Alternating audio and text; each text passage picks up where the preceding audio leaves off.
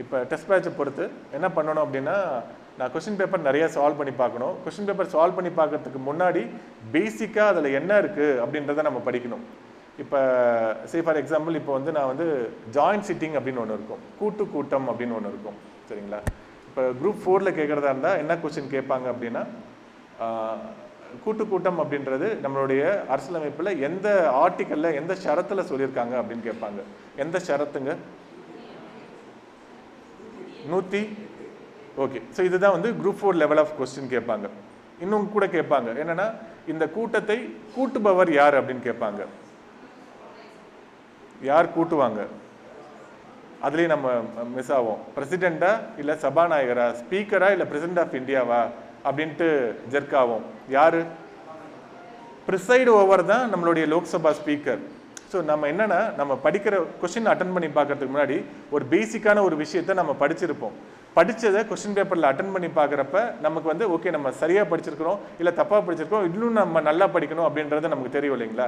So president தான் ப்ரிசைடு over பண்ணுவார், அதாவது லோக்சபா ஸ்பீக்கர் தான் நடத்துவார். லோக்சபா ஸ்பீக்கர் இல்லாதப்ப யார் பண்ணுவாங்க?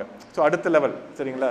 ஒரு குரூப் 2லேருந்து உங்களுக்கு வந்து குரூப் 2 ஒரு ஸ்டாண்டர்டான கொஸ்டினாக மாறுறது இங்கே தான். இது லோக்சபா ஸ்பீக்கர் அன்னைக்கு வைத்த வழி, அவருக்கு பதிலாக வேற யாரும் அதை வந்து அட்டன் பண்ணுவாங்க. வேற யார் அட்டன் பண்ணுவாங்க? நான் சும்மா பேசிக்காக இந்த எக்ஸாமுடைய நேச்சருக்காக இந்த கொஸ்டின் அப்படின்றது நான் சொல்கிறேங்க. ஸோ லோக்சபா ஸ்பீக்கர் ஆப்சண்ட்டுங்க. யார் வந்து இந்த கூட்டத்திற்கு தலைமை தாங்குவாங்க? இல்லை இதே மாதிரி ராஜ்யசபாலேயும் ஒருத்தர் இருப்பார் இல்லைங்களா, அவர் வந்து தலைமை. ஏன்னா இது 2 பேரும் தான் சேர்ந்து இருக்கிறாங்க இல்லைங்களா? லோக்சபா ஸ்பீக்கர் இல்லை அப்படின்னா இந்த கூட்டத்தை யார் நடத்துவாங்க? லோக்சபாவுடைய டெப்டி ஸ்பீக்கரா இல்லை ராஜ்யசபாவுடைய டெப்டி ஸ்பீக்கரா? ராஜ்யசபாவுடைய ஸ்பீக்கர் நமக்கு தெரியும் இல்லைங்களா, அதனுடைய தலைவர் வந்து துணை குடியரசுத் தலைவர். அவர் எங்கேயும் வர மாட்டார். அவர் அலுவல் ரீதியான தலைவர் வந்து நம்மளுடைய டெப்டி பிரசிடென்ட் ஆஃப் ராஜ்யசபா தான்.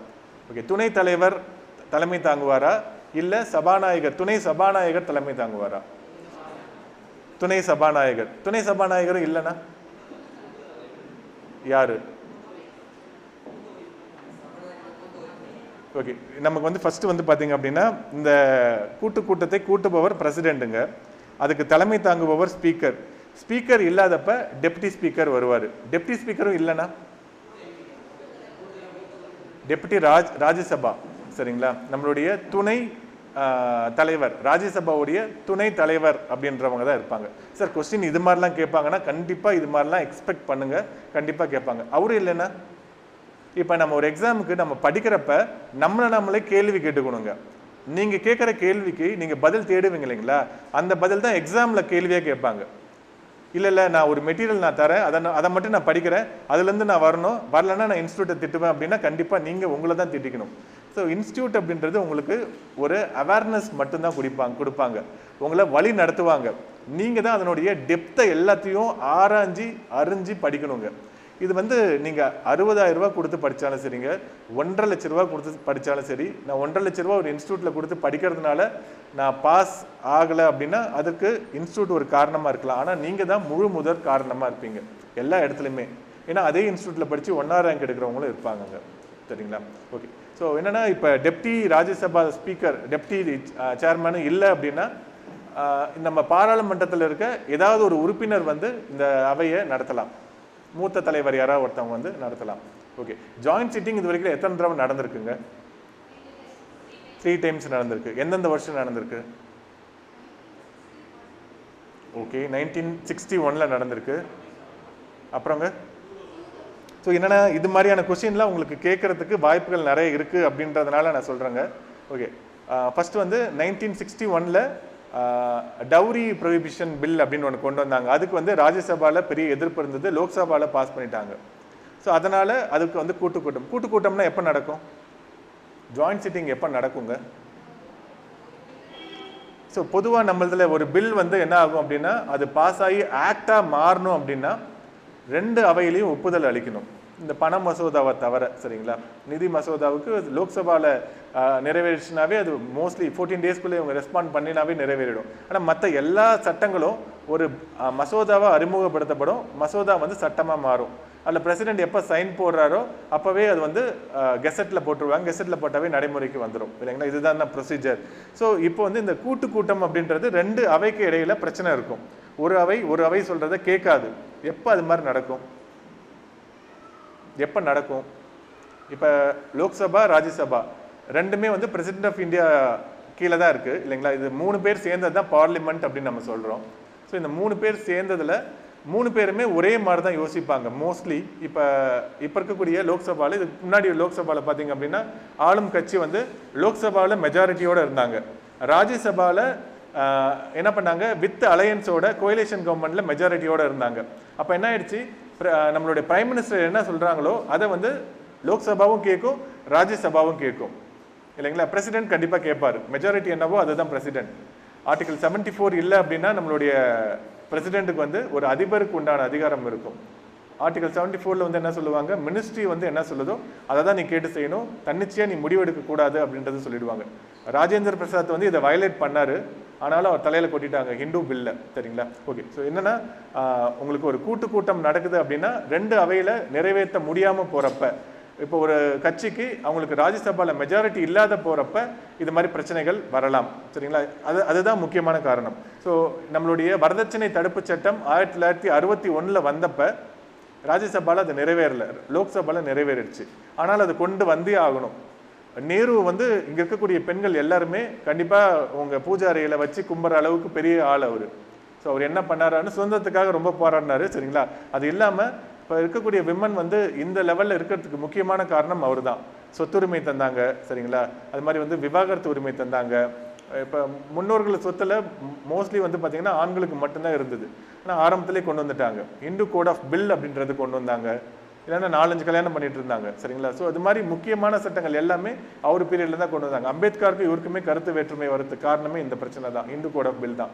ஏன்னா அவருக்கு மெஜாரிட்டி வாங்க முடியல. இந்து கோட் ஆஃப் பில்ல பட்டேலே வந்து எதிர்த்துட்டு இருந்தாரு, சர்தார் வல்லபாய் பட்டேலே எதிர்த்துட்டு இருந்தார். இந்துக்களுக்கு எதுக்கு நீங்க இந்து வைதிகத்துல நீங்க எதுக்கு தலையிடுறீங்க, ஒரு அரசாங்கத்துடைய வேலை அது இல்லை அப்படின்ட்டு ரொம்ப எதிர்ப்பு தெரிவிச்சிட்டு இருந்தாரு. அதெல்லாம் மீறி கொண்டு வந்தாங்க. ஓகே. ஸோ வரதட்சணை தடுப்பு சட்டம் 1961 வந்தப்ப இது மாதிரி கூட்டம் கூடினாங்க. லோக்சபா ராஜ்யசபா ரெண்டும் சேர்ந்து தான் இதை வந்து நிறைவேற்றினாங்க. சரிங்களா. அது கூட்டம் மூலமாக தான் நிறைவேற்றப்பட்டது. அதுக்கப்புறம் அது அமெண்ட்மெண்ட் கூட 1984 பண்ணாங்க.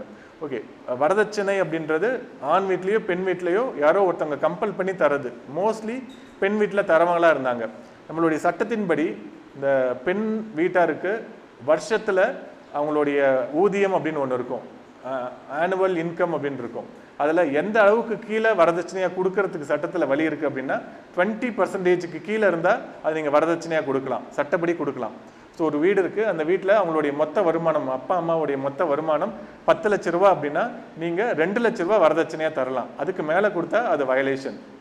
ஸோ இதெல்லாம் டிஎன்பிசியில் கேட்டிருக்காங்களா அப்படின்னா இந்த 20% அப்படின்றது டிஎன்பிசி பேப்பர்லேருந்து தான் எடுத்து சொல்கிறாங்க.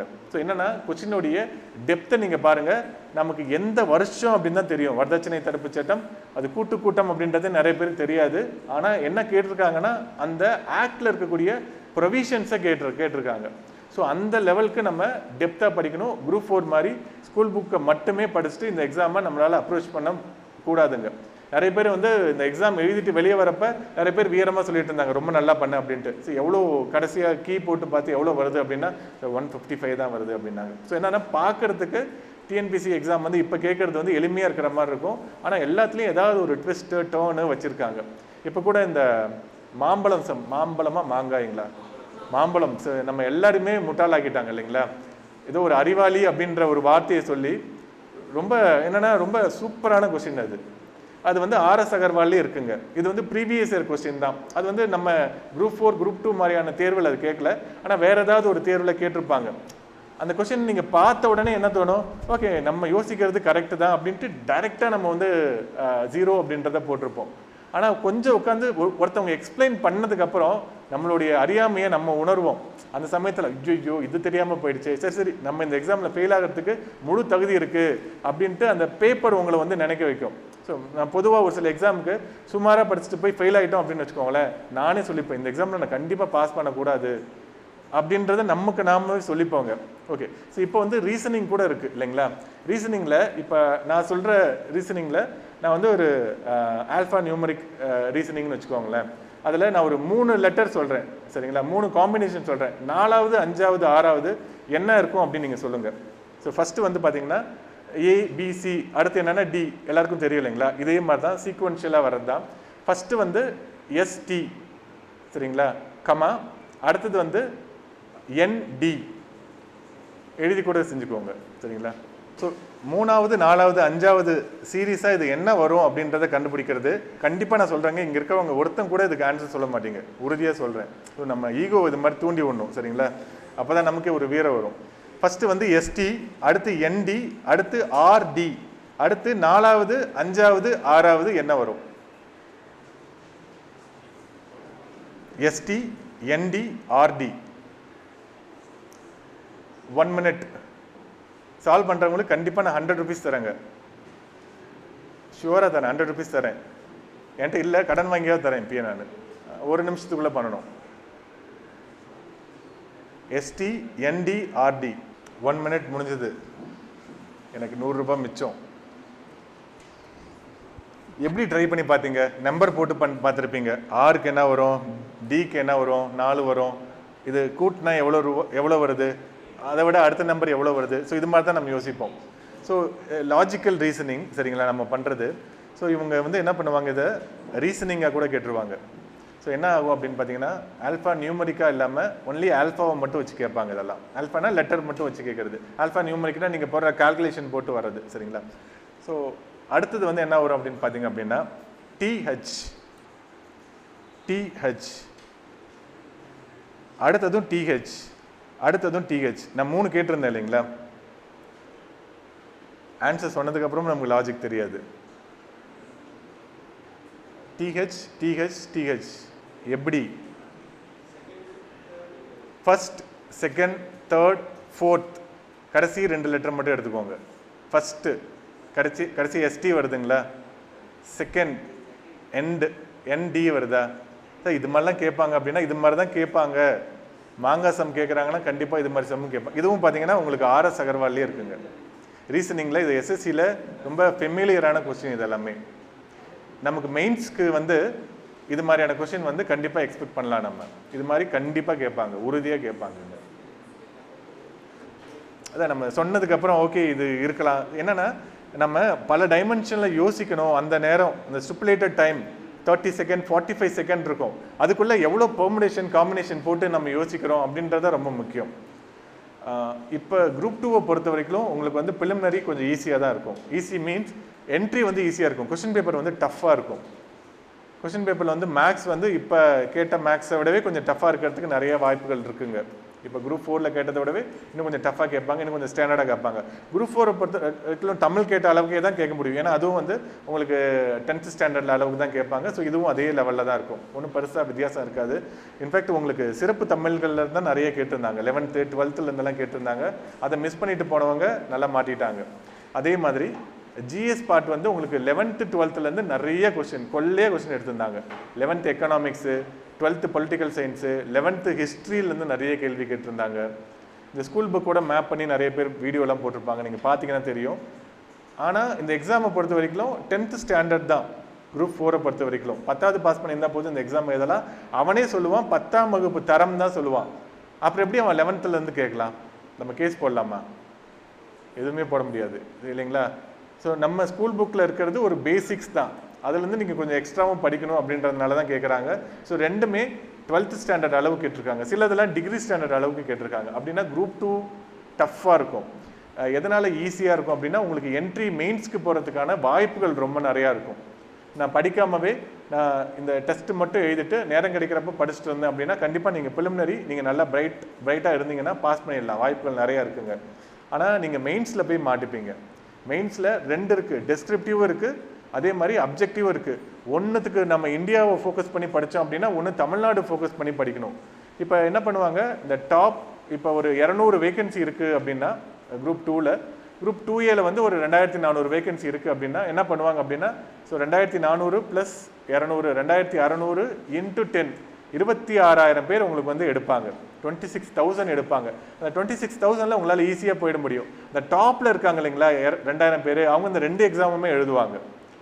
முன்னாடி அது மாதிரி கிடையாது, ஒரே ஒரு எக்ஸாம் தான் இருந்தது. அதில் யார் நிறையா மார்க் எடுத்திருக்காங்களோ அவங்களுக்கு 2 கிடைச்சிது. மார்க் அவங்க வந்து அந்த போஸ்ட்டில் போக விருப்பப்படல அப்படின்னா அவங்க 2Aல வந்து எடுக்கலாம். ஆனால் இப்போ அப்படி கிடையாது, நீங்கள் 2 எக்ஸாம்லையும் நல்லா எழுதணும், 2 எக்ஸாம்லையும் பாஸ் பண்ணணும். மெயின்ஸை பொறுத்த வரைக்கும் உங்களுக்கு டெஸ்கிரிப்டிவில் உங்களுடைய டெப்த்தை செக் பண்ணுவாங்க, அதே உங்களுக்கு அப்ஜெக்டிவில் உங்களுடைய பிரெத்தை செக் பண்ணுவாங்க. ஆனால் ரெண்டுத்துக்குமே வால்யூம் ஒன்று தான். ஸோ அப்போ என்ன ஆகிடும், நீங்கள் ரொம்ப டாப்பராக நல்லா பண்ணுறீங்கன்னா 2 குதிரையில் சவாரி பண்ணணும், அது ரொம்ப சிரமமாக இருக்கும். ஸோ அதுக்கு தான் நம்ம இப்போ இருந்தே என்ன பண்ணுவோம், இந்த பிலிமினரியில் இருக்கக்கூடிய முக்கியமான பார்ட்ஸ்னால் என்னதுங்க, பிலிமினரியில் முக்கியமாக நிறைய கேள்விகள் கேட்கக்கூடிய இடம் எது? பாலிட்டியிலேருந்து நிறைய கேள்வி கேட்பாங்க. அப்புறங்க இந்தியன் நேஷனல் மூமெண்ட்லேருந்து கேட்பாங்க, யூனிட் 8லேருந்து கேட்பாங்க. இது எல்லாமே நமக்கு மெயின் சிலபஸ்லேயுமே இருக்குது இல்லைங்களா, இது எல்லாமே மோஸ்ட்லி இருக்குது. என்ன பண்ணணும், இப்போ பிலிமினரிக்கு படிக்கிறப்பவே ரொம்ப ஃபோக்கஸ்டாக அதுலேயும் நம்ம நல்லா கான்சன்ட்ரேட் பண்ணி படிச்சுக்கணும். இப்போ சயின்ஸ் இருக்குது, சயின்ஸ் வந்து மெயின்ஸில் இருக்கா? இப்போ இருக்கிற சயின்ஸுக்கும் மெயின்ஸில் இருக்க சயின்ஸுக்கும் சம்மந்தமே இல்லை. ஸோ இப்போ மெயின்ஸில் கொடுத்துருக்க சயின்ஸ் வந்து பார்த்திங்கன்னா ரொபோட்டிக்ஸு, சரிங்களா, மேட்ரிக்ஸு, டெர்மினேட்டர், என்னென்னமோ டெர்மினாலஜிலாம் கொடுத்துருக்குறாங்க, சூப்பர் கம்ப்யூட்டர். அதெல்லாம் படிச்சுட்டு இவங்க என்ன சயின்டிஸ்டாக இஸ்ரோவில் போய் வேலைக்கு செய்ய போகிறாங்களா, ஒன்றுமே தெரியல. இருந்தாலும் எதுக்கு இப்போ data base management system IT கம்பெனியாக நம்ம நடத்திட்டு இருக்கிறோம். ஸோ என்னென்னா இரலவெண்ட்டாக இருக்குது, நம்ம போய் செய்ய வேண்டிய வேலைக்கும் இவங்க இப்போ ஃப்ரேம் பண்ணியிருக்கிற சிலபஸ்க்கும் ரொம்ப வேறுபாடு அப்படின்றது நிறையா இருக்குது. என்னென்னா இதுக்கு தமிழ் மீடியத்தில் மெட்டீரியல் ரொம்ப சிரமமாக இருக்கும், இங்கிலீஷ் மீடியத்தில் கூட கொஞ்சம் கிடச்சிரும். ஸோ அதனால் அந்த சயின்ஸ் பார்ட் வந்து ரொம்ப குரூஷியலாக இருக்கும். இன்ஃபேக்ட் அது மெயின்ஸில் வந்து பெருசாக ஒரு 15 மார்க் 20 மார்க் தான் 15-20 கொஸ்டின் தான் வரும். அதனால் ஒரு பெரிய இஷ்யூ இருக்காது. அதனால் நமக்கு 1 மார்க்னால தானே சர்வீஸ் போகுது. இப்போ நிறைய பேர் வந்து இப்போ கவுன்சிலிங் போன ஒருத்தவங்க அவங்க 126.75 126.5 சரிங்களா, அவங்களுக்கு முன்னாடி இருக்கிறவங்க 126.5 தான். ஆனால் ஏஜ் வந்து அவங்களுக்கு கூட இருந்ததுனால அவங்களுக்கு கிடச்சிருச்சு. இவங்க கவுன்சிலிங் ஹால் வரைக்கும் போயிட்டு முன்னாடி இருக்கிறவங்க சீட் எடுத்துகிட்டு ஸ்வீட் பாக்ஸோட வெளியே வராங்க, சரிங்களா. நம்மளை வந்து என்ன சொல்லுவாங்க, டிஎன்பிசி இது மாதிரி ஒரு மைக் கொடுத்து எனக்கு எந்த பதவியும் கிடைக்கவில்லை அப்படின்ட்டு சொல்லிட்டு போங்க அப்படிம்பாங்க. வெந்த பொண்ணில் வேலை பாய்ச்சுற மாதிரி நம்ம ஏற்கனவே ஃபெயிலாக இருக்கோம், ஃபெயிலாக இருக்கிறவங்கள இது மாதிரி பண்ணுவாங்க. ஸோ இந்த டார்ச்சர் வந்து நீங்கள் இந்த ஃபைனல் டே கவுன்சிலிங் போய் அட்டன் பண்ணி வந்து கிடைக்காம வராங்க இல்லைங்களா. நிறைய பேர் எனக்கு ஃபோன் பண்ணி அழ செஞ்சாங்க நிறைய பேர், சரிங்களா. அந்த நிலைமையை நினச்சி நம்ம இப்போ இருந்தே படிக்கணுங்க. நம்ம கடைசி நாள் கவுன்சிலிங் போகக்கூடாது. முதல் நாள் போய் நமக்கு தேவையான போஸ்ட்டை நம்ம சூஸ் பண்ணணும். அதான் ஒரு 2 தான் இருக்குது, ப்ரிசன்ட் டிபார்ட்மெண்ட் இருக்குது, போலீஸ் டிபார்ட்மெண்ட் இருக்குது, இல்லை ஃபாரஸ்ட் இருக்குது, எதையாவது ஒன்று எடுங்க அப்படிலாம் இருக்கக்கூடாது. நமக்கு எல்லா 30 டிபார்ட்மெண்ட்டும் இருக்கணும், நம்ம சூஸ் பண்ணணும். டே 1 போகிறதுக்கு நம்ம எல்லா விதமான முயற்சியும் பண்ணணும். ஸோ அதுதான் ரொம்ப ரொம்ப முக்கியமானதுங்க. ஸோ இந்த எக்ஸாமுடைய பேட்டர்ன் இப்போ வந்து என்ன ஆயிடுச்சு அப்படின்னா, சிலபஸோடைய தரம் வந்து அதிகமாக பண்ணியிருக்காங்க. மெயின்ஸில் வந்து ரொம்ப கூடுதலாக இருக்குது, நிறைய படிக்கிற மாதிரி இருக்குது. ஆனால் இப்போ இருந்தே படிக்காதீங்க. பிலிமினரிக்கு நமக்கு இருக்கக்கூடிய நாட்கள் ஒரு 110 நாள் தான் இல்லைங்களா, 110 நாள் 105 நாள் தான் இருக்குது, 110 நாள் கூட இல்லை. ஸோ இந்த 105 நாளில் உங்களுடைய 10 ஜிஎஸ் சப்ஜெக்டையும் அதே மாதிரி உங்களுடைய தமிழ் ஆர் ஜென்ரல் இங்கிலீஷையும் நீங்கள் கான்சன்ட்ரேட் பண்ணி படிச்சிங்க அப்படின்னா இதுவே பத்தாது. இந்த சமயத்தில் நான் மெயின்ஸுக்கு இப்பயே படிக்க ஆரம்பிக்க போகிறேன் அப்படின்ட்டு நீங்கள் மெயின்ஸ்க்கு படிக்க ஆரம்பிச்சிங்கன்னா கடைசியில் என்ன ஆகிடும், பிலிமினரிலே ஃபெயில் ஆகிடுவீங்க. என்னோட படித்த நிறைய பேர் என்ன பண்ணுவாங்க, குரூப் 1ல் இன்டர்வியூ வரைக்கும் போயிருப்பாங்க, சரிங்களா, இன்டர்வியூ வரைக்கும் போயிருப்பாங்க. ஆனால் இன்டர்வியூவில் வந்திருக்காது. அடுத்த அட்டம்ப்டில் கால்ஃபர் வரும்.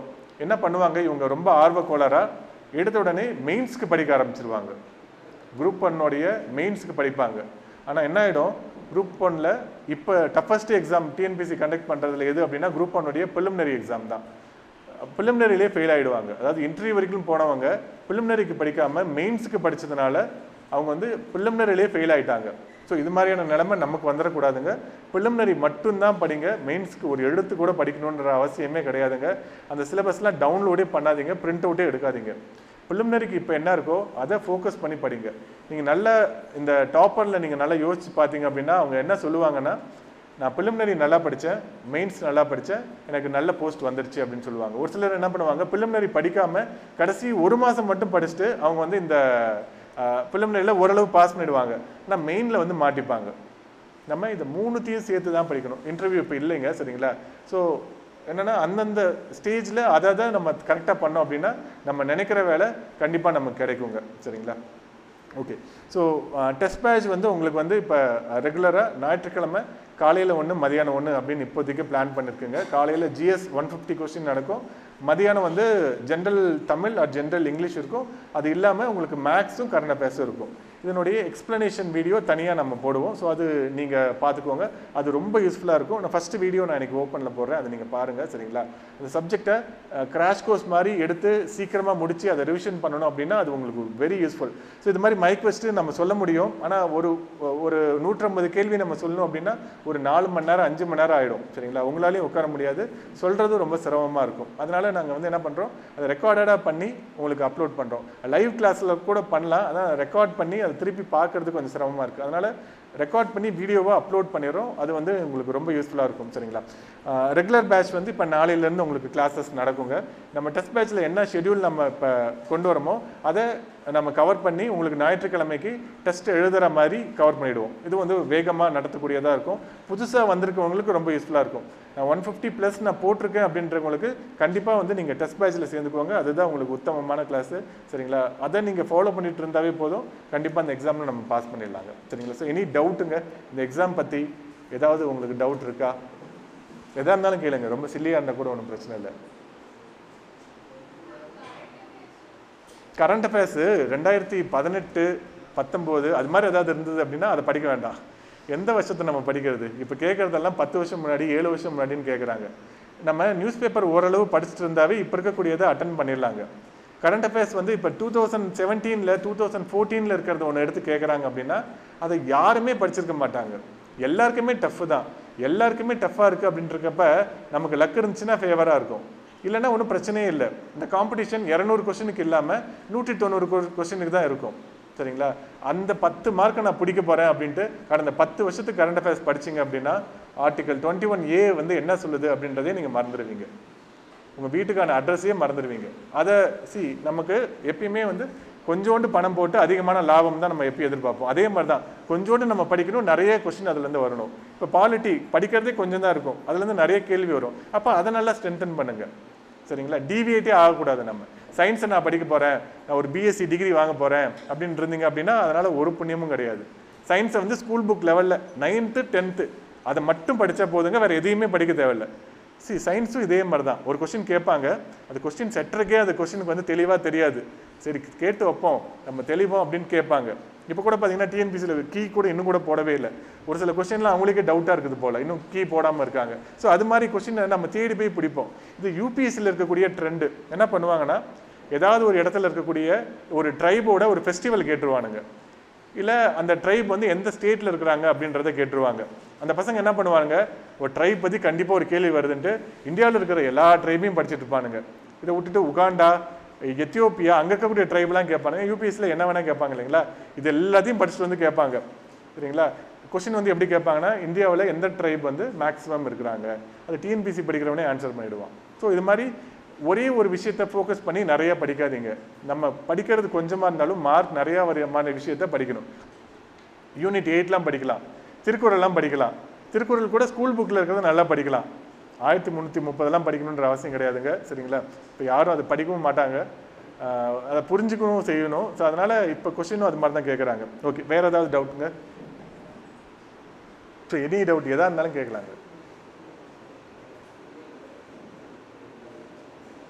ஸோ என்னென்னா இந்த எக்ஸாமை பொறுத்த வரைக்கும் நீங்கள் பாஸ் பண்ணணும் அப்படின்னா 2 விஷயத்தை நீங்கள் ஃபாலோ பண்ணணுங்க. என்னென்னா ஒரு சப்ஜெக்டை ப்ராப்பராக படிக்கணும், படித்ததை ப்ராப்பராக டெஸ்ட் எழுதி பார்க்கணும். டெஸ்ட் எழுதி பார்க்குறதுக்கு முன்னாடி ப்ராப்பராக நிறைய கொஸ்டினை சால்வ் பண்ணணும். இப்போ நமக்கு கடைசி 5 வருஷம் இருக்கிற எல்லா PDFும் நமக்கு இருக்குது. இந்தியன் நேஷனல் மூமெண்ட்டாக கடைசி 5 வருஷத்துக்கு உண்டான PDF இருக்குது. ஸோ நம்மக்கிட்டே இருக்குது, நான் குரூப்லலாம் அனுப்புவாங்க. இந்தியன் நேஷனல் மூமெண்ட்டாக கடைசி 5 வருஷத்தில் ட்ரெண்ட் எது மாதிரி கொஸ்டின் கேட்டிருக்காங்க அப்படின்றது எல்லாமே இருக்குது. நீங்கள் பேசிக்காக வந்து என்ன பண்ணணும், நம்ம இப்போ டெஸ்ட் பேட்சுக்கு ஸ்கூல் புக்கில் எங்கெங்கே படிக்கணும் அப்படின்றத சொல்லுவோம், சரிங்களா? அதை நீங்கள் ஃபஸ்ட்டு இனிஷியலாக படிக்கணும். அதை படித்து முடிச்சதுக்கப்புறம் ஸ்டாண்டர்ட் புக்குன்னு ஒரு சிலது இருக்கும். நம்ம இப்போ நிறைய புக்கு சொல்லியிருப்போம், ஸ்டாண்டர்ட் புக்கு, சரிங்களா? நம்மளுடைய அந்த டெஸ்ட் ஷெடியூல்லையே போட்டிருப்போம். அவ்வளோத்தையும் நான் வாங்கி படிக்கணுமா, வீட்டில் ஏற்கனவே காசு தர மாட்டேங்கிறாங்க, இது எல்லாத்தையும் நான் படிக்கிறதுக்கு வாங்குறதே ரொம்ப சிரமம், படிக்கிறது அதை விட சிரமம் அப்படின்னா என்னை பொறுத்த வரைக்கும் பாலிட்டிக்கு லக்ஷ்மிகாந்த் இல்லைன்னா அந்த வெங்கடேசன் புக்கு இல்லைன்னா ஏதாவது ஒரு இன்ஸ்டியூட் ஓரளவு நல்லா போட்டிருப்பாங்க. யாருமே ரொம்ப கரெக்டாக எக்ஸாக்டாக யாருமே மெட்டீரியல் போட மாட்டாங்க. அது மாதிரி மெட்டீரியல் போட்டாங்கன்னா மெட்டீரியல் மட்டுமே வாங்கி படிச்சுட்டு யாரும் இன்ஸ்டியூட்டுக்கு வரமாட்டாங்க அப்படின்றதுனாலே பர்பஸாக போடுறது கிடையாதுங்க எல்லா இன்ஸ்டியூட்டுமே. ஸோ அது மாதிரி ஏதாவது ஒரு மெட்டீரியல் பாலிட்டிக்கு வாங்கிக்குவோங்க. வெங்கடேசன் புக்கு அது வந்து ரொம்ப நல்லாயிருக்கும் சரிங்களா. கே வெங்கடேசன் அவர். ஸோ அந்த புக்கு வாங்கிக்கோங்க, அது நல்லாயிருக்கும். கா வெங்கடேசன். அதே மாதிரி இந்தியன் நேஷனல் மூமெண்ட்டில் இந்திய சுதந்திர போராட்ட வரலாறு அப்படின்ட்டு இருக்கும். ஸோ அந்த புக்கு வாங்கிக்கோங்க. இது ரெண்டும் ரொம்ப முக்கியமான புக்கு. அதே மாதிரி தமிழக பண்பாடும் வரலாறும் அப்படின்ட்டு இருக்கும். அதுவும் வெங்கடேசன் எழுதுனது தான். அதில் வந்து 4 வால்யூமாக இருக்கும், சின்ன சின்ன புக்காக தான் இருக்கும், குட்டியாக இருக்கும். அந்த புக்கு வாங்கிக்கோங்க. இது எல்லாமே ரொம்ப பேசிக்கான புக்கு. இதை மட்டும் வாங்கிக்கோங்க. மற்றபடி நம்ம சொல்ல கலியமூர்த்தியோடைய economy, Tata McGraw publication, modern Indian history, அது மாதிரிலாம் எதுவும் பெருசாக போகணுன்னு அவசியம் கிடையாதுங்க. ஏன்னா ப்ரிலிமினரி பாஸ் பண்ணுறதுக்கு நிறைய நம்ம புக் சொன்னோம் அப்படின்னா அதிலே பாதி பேர் பயந்துட்டு ஓடி போயிடுவீங்க. ஸோ என்னென்னா லிமிட்டடான சோர்சஸ், ஆனால் மேக்ஸிமம்னா கொஸ்டின் வரணும். ஸோ அதை நம்ம ஃபோக்கஸ் பண்ணி படிக்கணும். இந்த 3 சப்ஜெக்ட்டுக்கு மட்டும், அதாவது யூனிட் 8 யூனிட் 9க்கு வெங்கடேசன் புக், எல்லாத்துக்குமே வெங்கடேசன் புக்கு. அவர் வந்து பார்த்தீங்கன்னா காலேஜ் ப்ரொஃபஸராக இருந்தவர் சரிங்களா. எல்லா காலேஜ்லேயும் இந்த புக்கை தான் படிப்பாங்க. நம்மளுடைய சிலபஸ் வந்து டிகிரி ஸ்டாண்டர்ட். டிகிரினா மெட்ராஸ் யூனிவர்சிட்டி அவங்க தான் கொஸ்டின் பேப்பர் செட் பண்ணுவாங்க. ஸோ அவங்க காலேஜில் என்ன சொல்லித்தராங்களோ அதை தான் கொஸ்டினாக செட் பண்ணுவாங்க. ஸோ அப்போ ஆப்வியஸாக அந்த காலேஜில் ரெஃபர் பண்ணக்கூடிய புக்கு வெங்கடேசன் புக்கு, இங்கிலீஷ்லேயும் இருக்குங்க அது சரிங்களா. ஸோ அதை வந்து அப்படியே நம்ம வாங்கி படிச்சுக்க போகிறோம், அவ்வளோதான். இல்லை யூனிட் 8 அண்ட் யூனிட் 9க்கு நிறைய அகாடமியில் புக்கு போட்டிருக்காங்க. சுரேஷ் அகாடமியில் போட்டிருப்பாங்க சரிங்களா, வெற்றியில் போட்டிருப்பாங்க. அதில் எது உங்களுக்கு கரெக்டாக இருக்கோ அதை நீங்கள் வாங்கி படிச்சுக்கோங்க. இப்போ நேரம் கம்மியாக இருக்கிறதுனால ஸ்கூல் புக்கில் டக்குன்னு படிச்சுட்டு ஸ்டாண்டர்ட் புக்கில் தேடி படிக்க முடியல அப்படின்னா இது மாதிரி ஏதாவது இன்ஸ்டியூட் கைட் படிச்சுட்டு நீங்கள் இந்த எக்ஸாம் வந்து ஈஸியாக அப்ரோச் பண்ணிடலாம். நான் உட்காந்து இப்போ மெட்டீரியல் எடுக்கிறேன் அப்படின்ட்டு எடுக்காதீங்க. நோட்ஸ் எடுக்கிறதுல பெரும்பாலும் நீங்கள் ஏற்கனவே எடுத்த நோட்ஸை படிங்க, எக்ஸ்ட்ரா இருக்கிறத ஸ்கூல் புக்கில் படிங்க சரிங்களா. அதை மட்டுமே போதும். ஏன்னா இப்போ இருக்கக்கூடிய நாள் ரொம்ப கம்மியாக தான் இருக்குது. வாரத்துக்கு ஒரு எக்ஸாம், காலையில் ஒன்று மதியானம் ஒன்று. சிலபஸ் வந்து பார்த்தீங்கன்னா பாதி பாலிட்டி இருக்கும், தமிழில் ஒரு ஸ்டாண்டர்ட் புக் இருக்கும், அப்புறம் கரண்ட் அஃபேர்ஸ் இது எல்லாமே இருக்கும். இது எல்லாத்தையும் ஒரே நாளில் 2 டெஸ்ட் எழுதுறது கஷ்டமாக ஈஸிங்களா? அதாவது ஒரு சப்ஜெக்டில் பாதி, அது இல்லாமல் ஜென்ரல் தமிழில் ஒரு பாட்டு, மேக்ஸில் ஒரு பாட்டு, கரண்ட் அஃபேர்ஸில் ஒரு பாட்டு. இதை எல்லாத்தையும் சேர்த்து நம்ம 300 கொஸ்டினுக்கு நம்ம சால்வ் பண்ண போகிறோம். இது சிரமமாக இல்லை கஷ்டமாக ஈஸியா? ஈஸி தான். எதனால் ஈஸி அப்படின்னு சொல்கிறேன்னா, நீங்கள் டிஎன்பிசி ஃபைனல் எக்ஸாம் எழுதுறப்ப 10 சப்ஜெக்ட் இருக்கும் சரிங்களா. அது இல்லாமல் ஜென்ரல் தமிழ் வேறு இருக்கும். எல்லாத்தையும் சேர்த்து 200 கொஸ்டினாக கேட்பாங்க. ஸோ அதற்கான ஒரு பயிற்சியாக அது இருக்கும். நம்ம 6 நாள் ஒழுங்காக உட்காந்து படித்தாதான் 7வது நாள் டெஸ்ட்டு நல்லா பண்ண முடியுங்க. டெஸ்ட் வந்து நம்ம டெஸ்ட் பேட்ச் எல்லாருமே சேருவாங்க, சேர்றது ஆரம்பிக்கிறது எல்லாமே சிறப்பாக பண்ணுவாங்க. ஆனால் என்ன ஆகிடும், ஒவ்வொரு பீரியட் வந்து இந்த ஆள் எடுக்கிற கொஸ்டின்லாம் சரியா இல்லை, நான் தேடி இன்னும் எடுக்க போகிறேன் அப்படின்ட்டு டிவியேட் ஆகி போயிடுவாங்க. சீரியஸாக சொல்கிறேன், நான் போயிடுவாங்க. அவங்க போய் தேடுற விஷயம் அவங்களுக்கு கிடைச்சிரும். ஆனால் அடுத்த விஷயம் இருக்கு இல்லைங்களா, அதையும் அது மாதிரி தேடி போனாங்கன்னா நாள் விரயம் பண்ணிடுவாங்க. இன்ஃபேக்ட் நம்ம கொஸ்டின்ஸில் அது மொக்கையாக இருக்கும். டிஎன்பிசிலே மொக்கையாக கேட்குறப்ப நம்ம எடுக்கிறதுல மொக்கையாக இருக்கிறதுல ஒன்றும் தப்பு இல்லைங்க. எல்லாமே மிக்ஸ்டாக தான் இருக்கணும் சரிங்களா. ரொம்ப அறிவாளித்தனமாக நான் யூபிஎஸ்சி கொஸ்டினை டிரான்ஸ்லேட் பண்ணி தரேன் அப்படின்ட்டு எல்லாரையும் காலி பண்ணுறதெல்லாம் விருப்பம் இல்லை. டிஎன்பிசியில் என்ன ஸ்டாண்டர்டில் கேட்குறாங்களோ அதே ஸ்டாண்டர்டில் தான் நம்ம கேட்கணும். ஸோ நம்ம 6 நாள் ப்ராப்பராக படிக்கணும். படித்ததை 7வது நாள் டெஸ்ட் எழுதணும். கம்பேர் பண்ணி ஆன்லைனில் நிறைய பேர் இருக்காங்க. ஆன்லைனில் ஒரு 40-50 பேர் போல் இப்போதைக்கு சேர்ந்துருக்காங்க. நிறையா ஆவாங்க, அது போக நிறையா ஆகும்.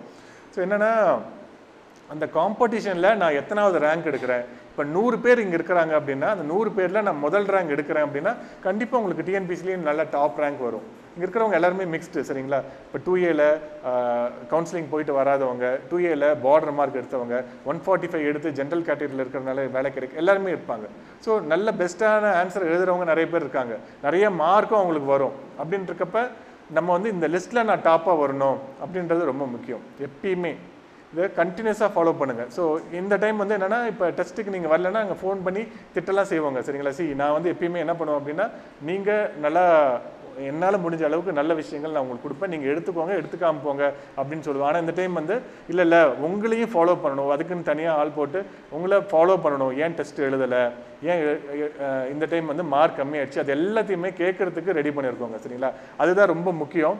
ஸோ என்னென்னா, நீங்கள் எல்லாமே மெச்சூர்டு ஆடியன்ஸ் அப்படின்னு நினச்சிட்டு இருந்தேன். ஓகே, இவங்களுக்கு நம்ம ஒரு ஃபீட்பேக் சொல்லிட்டோம் அப்படின்னா அதை பிடிச்சிட்டு அவங்களே போயிடுவாங்க. ஆனால் நீங்கள் எல்லாருமே இல்லை நாங்கள் ஸ்கூல் பசங்க மாதிரி தான் இருப்போம், நீங்கள் எங்களை வாட்ச் பண்ணிகிட்டே இருங்க, கேட்டுக்கிட்டே இருங்க அப்படின்றது நீங்கள் சொல்கிறீங்க. சரி, அது உண்மை தான். அது நமக்கு நிறைய வேலை இருக்குது, இதை மட்டுமே படிச்சுட்டு இருக்கிறத மட்டுமே சுற்றி இருக்கவங்க ஒத்துக்க மாட்டேங்கிறாங்க. ஏதாவது ஒரு வேலை பார்த்துட்டு இருக்கோம், அதனால டைவர்ட் ஆகும். இப்போ ஃப்ரெஷ்ஷாக காலேஜ் முடிச்சுட்டு வரவன் அதே மாதிரி படித்து 2 வருஷத்தில் வேலை வாங்கிடுவான். இதே ஒரு வேலைக்கு போகிறவங்க, ஹவுஸ் ஒய்ஃபாக இருக்கிறவங்க, 2 குழந்தை பெற்றவங்களுக்குலாம் நிறைய டீவியேஷன்ஸ் இருக்கும். அதெல்லாம் மீறி அவங்க பாஸ் பண்ணுறதுக்கு கடினமாக உழைக்கணும் இல்லைங்களா? அதை ஃபாலோ பண்ணுறதுக்கு இந்த டைம் பண்ணுறாங்க சரிங்களா? ஒரு டெஸ்ட் மிஸ் பண்ணாலும் கேட்குறோம் சரிங்களா? எங்களுடைய ஃபீட்பேக்கும் நாங்கள் கேட்குறோம்.